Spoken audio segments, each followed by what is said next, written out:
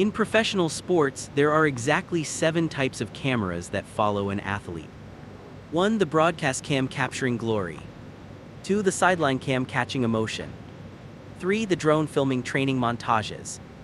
4 through 6. Social media lenses documenting authenticity. And 7. The security camera that sees what happens when the performance stops. He was the most filmed athlete in history. Every practice, every game, every interview. The cameras were supposed to capture his greatness. But after 3 years, they started capturing something else. Not scandals.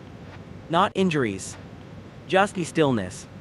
Security footage showed him standing in empty hallways for hours, staring at lenses, waiting for them to blink. They never did. His coach called it focus. Fans called it dedication.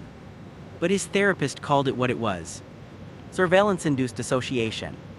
He no longer knew where the camera ended. And he began. Now here where it gets uncomfortable. We celebrate access like it's a gift. Behind-the-scenes content, raw footage, unfiltered moments. But nobody talks about the cost of being perpetually observed. Psychologists call it performative existence. It's when you spend so long being watched, you forget how to exist unobserved. Studies show elite athletes develop hyper-vigilance within 18 months of constant media exposure. That's not a statistic.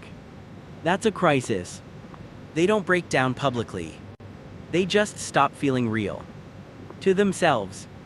And eventually, to anyone watching.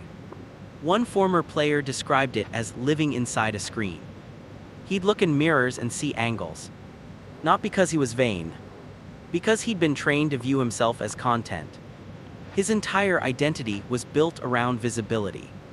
Without it, just static. So what happens to those who are consumed? Do they become part of the feed? Part of the noise? Or do they wait for someone to turn the lens away? Some victories cost everything. Some cameras remember too much. And some stories are meant to stay hidden. Today his footage sits in archives. Tagged, sorted, monetized. Because some moments aren't meant to be shared. They're meant to be mourned.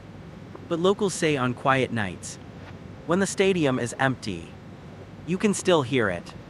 Not a voice. A presence. Watching. Recording. So what would you become if you were always being watched? Your career. Your sanity. Or just your existence. Some identities have no foundation. Some memories have no home. And some people never stop performing. What would you become if you were always being watched?